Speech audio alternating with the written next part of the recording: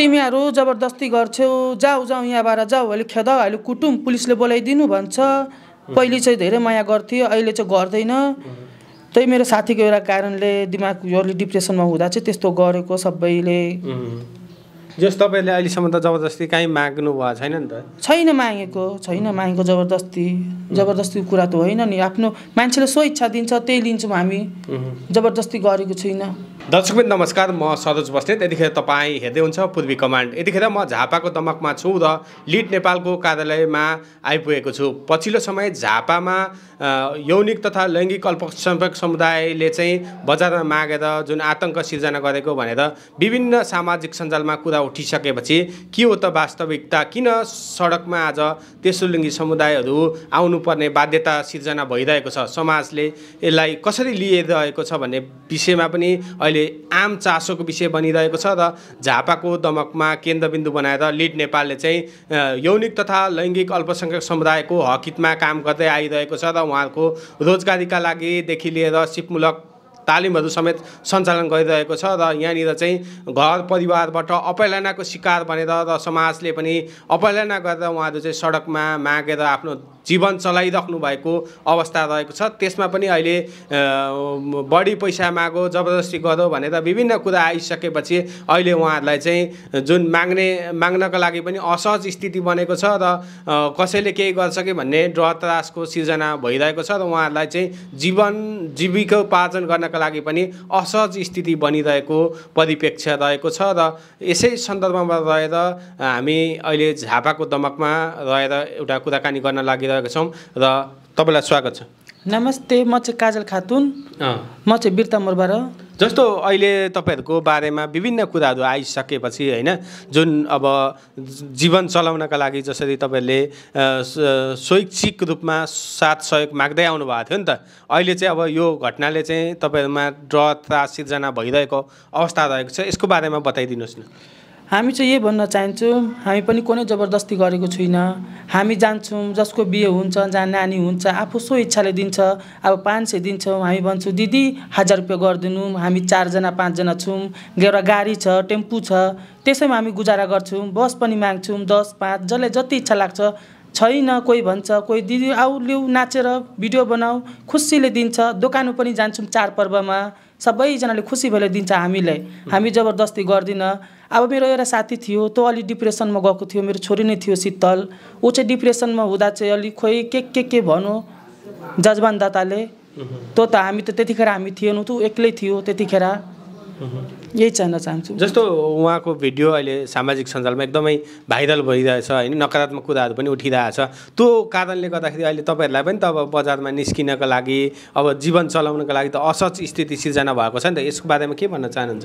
त्यो पनि त हो, अब त कहीँ जाँदा बधाईमा जाँदा पुलिस बोलाइदिन्छु, तिमीहरू जबरजस्ती गर्छौ, त्यस्तो गर्छ, त्यस्तो त हामी त गर्दिनँ। 10-5ले जति खुसीलाई पनि इच्छाले दिन्छु त्यति नै हामी लिन्छौँ।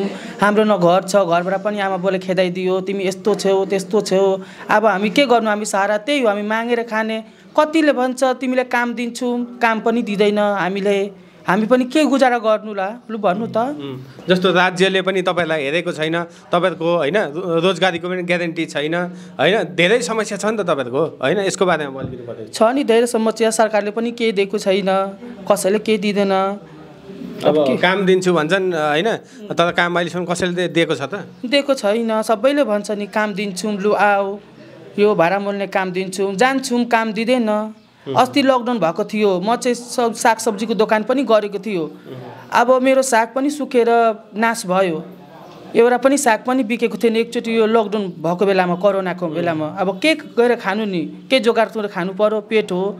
त्यतिखेर चाहिँ 1 रुपियाँ पनि कसैले साग सब्जी हामीले 3-4जना मिलेर तेस्रो लिङ्गी महिलाले व्यापार गरेको थियो। त्यतिखेर हामी केही बिक्दैन, यिनीहरूको हातले के लिन्छ यस्तो सामान, तेस्रो लिङ्गी महिला के नथारी भन्छ। जो समाजले चाहिँ अहिले तपाईँलाई यो जुन घटना आइसकेपछि त अलिक नकारात्मक अझै बढी भयो नि त होइन, हिजो जुन रूपमा अलिक सकारात्मक रूपमा बन्दै गइरहेको थियो, अहिले त त्यो भिडियो आइसकेपछि त तपाईँहरूलाई देख्दै होइन खेदाउने स्थिति, प्रहरीलाई बोलाउने कुराहरू पनि अहिले तपाईँको आफै पनि भन्नुभयो, यसको बारेमा अलिकति बताइदिनुहोस्। प्रहरी खेदा अब के गर्नु र, हामी त मागेर खान्छौँ। कस्ता कस्ता समस्या छ अलिकति बताइदिनु माग्दै जाँदाखेरि पनि के भन्ने अलिकति यो कुरा बताइदिनुहोस्। तिमीहरू जबरजस्ती गर्छौ, जाऊ जाऊ यहाँबाट जाऊ, अहिले खेदाऊ, अहिले कुटुम पुलिसले बोलाइदिनु भन्छ। पहिले चाहिँ धेरै माया गर्थ्यो, अहिले चाहिँ गर्दैन।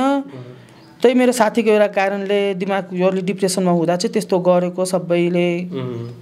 जस तपाईँले अहिलेसम्म त जबरजस्ती काहीँ माग्नु भएको छैन नि त? छैन मागेको जबरजस्ती कुरा त होइन नि। आफ्नो मान्छेले सो इच्छा दिन्छ त्यही लिन्छौँ हामी, जबरजस्ती गरेको छुइनँ।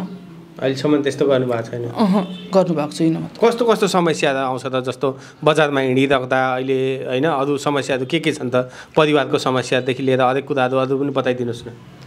परिवारको लागि त अब कहिले काहीँ जहाँ घर जान्छ पनि गाउँको मान्छेले कुरा काट्छ, यो चाहिँ गाउँमा किन यस्तो मान्छे आयो भनेर। झन् म मुस्लिम जातको रहेछ, मलाई धेरै गिला गर्छ मलाई त झन्। अनि मेरो घर चाहिँ विराटनगर खासै, म चाहिँ झापामा बसेको छु। त्यही हो। जस्तो के समाजले चाहिँ के भन्छ त? समाजले के भन्छ, यसलाई चाहिँ पस्न नदिनु, यसो घरमा खाना खाँदिनँ म भन्छ, यो तेस्रो लिङ्गी रहेछ, यो छिजरा रहेछ, छक्का रहेछ, नानाथरी भन्छ, के भन्छ, धेरै कुरा के भन्छ। त्यतिखेर तपाईँको मन साह्रो रुन्छ होला? साह्रै रुन्छ नि। जे नै मान्छे त हो नि त सबैजना होइन?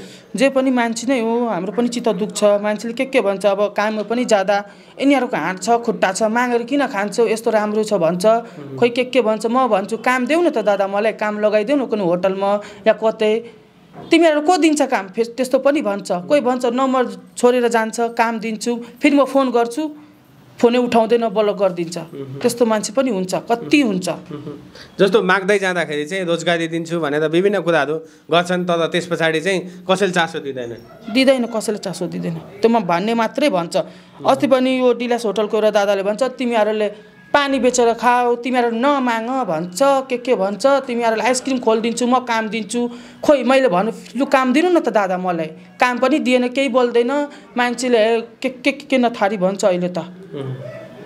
दर्शकवृन्द, आज हामी झापाको दमक लिड नेपालको कार्यालय एउटा बोलिरहेका छौँ र जुन यौनिक तथा लैङ्गिक अल्पसङ्ख्यक समुदायका धेरै समस्याहरू रहेका छन्, राज्यले पनि गम्भीर रूपमा ध्यान आकर्षण हुन जरुरी रहेको छ। उहाँहरूको रोजगारी छैन, अहिले मागेर गुजारा चलाइरहेको अवस्थामा पनि समाजबाट अपहेलित बनिराख्नु परेको अवस्था रहेको छ र समाजले पनि यसलाई बुझ्न आवश्यक रहेको छ। तेस्रो लिङ्गी समुदाय पनि यही समाजका नागरिक हुन्, उहाँहरूले पनि बाँच्न पाउनुपर्ने अधिकार रहेको छ। उहाँहरूले जबरजस्ती गर्न भने मिल्दैन, तर उहाँहरूले स्वैच्छिक रूपमा मागेर जुन जीवन चलाइराख्नु भएको छ त्यसमा सबैले साथ सहयोग गर्नुपर्छ भन्ने कुरा पनि म राख्न चाहन्छु र उहाँहरूको जुन समस्या छ त्यसका बारेमा राज्यले गम्भीर बन्नुपर्छ र उहाँलाई सिपमूलक तालिमहरूदेखि लिएर रोजगारीका लागि व्यवस्थित रूपमा गर्न नसकेको खण्डमा यो विकराल समस्या उत्पन्न हुने सक्ने खतरा रहेको छ। त्यसकारणले गर्दाखेरि पनि उहाँहरूको रोजगारी र सिपमूलक तालिमहरू सञ्चालनका लागि राज्यले गम्भीर रूपमा ध्यान आकर्षण होस् भन्ने हामी पनि कुराकानी राख्न चाहन्छौँ। र अन्त्यमा तपाईँलाई मनमा लागेका केही कुरा भन्न मन लागेको के छ? अन्तिममा मन चाहिँ धेरै चित्त दुखेको छ, धेरै। अहिले जान्छु भने कसैले 1 रुपियाँ दिँदैन, गाली गर्छ, खेदाउँछ, पुलिस बोलाउँछ। त्यस्तो गर्दा हामी चाहिँ पेट कहाँ पाल्ने? हामी पनि नेपालकै वासी हो, हामी कुनै इन्डियाबाट आएको छैनौँ। त्यही हो, सबैले यही भन्न चाहन्छौँ, दिदी बहिनी दाजुभाइ, हामीले मागेर खान्छौँ 2 रुपियाँ, माग्न दिनु, तपाईँहरू पनि सपोर्ट गर्नु, सबैजना मिलेर। हामी पनि जबरजस्ती कुनै गर्दिन। एकजना साथीको डिप्रेसन हुँदा सबैको दिमाग सबैको पेटमा चाहिँ चोट लागेको छ। त्यही हो। हस्, धन्यवाद, समय दिनुभयो, धन्यवाद। ल, धन्यवाद। दर्शकवृन्द, आज हामीले कुराकानी गरिरहेका छौँ र तेस्रो लिङ्गी समुदायको हक हितमा काम गर्दै आएको लिड नेपालसँग पनि हामी कुराकानी गर्नेछौँ र उहाँहरूका समस्याका बारेमा पनि हामी तपाईँहरूमा कुरा राखिरहेका छौँ। राज्यले पनि यसमा गम्भीर ध्यान दियोस् भन्ने हामी माग पनि गर्न चाहन्छौँ र यो कुराकानीबाट म सरोज बस्नेत पनि बिदा हुन चाहन्छु। धन्यवाद।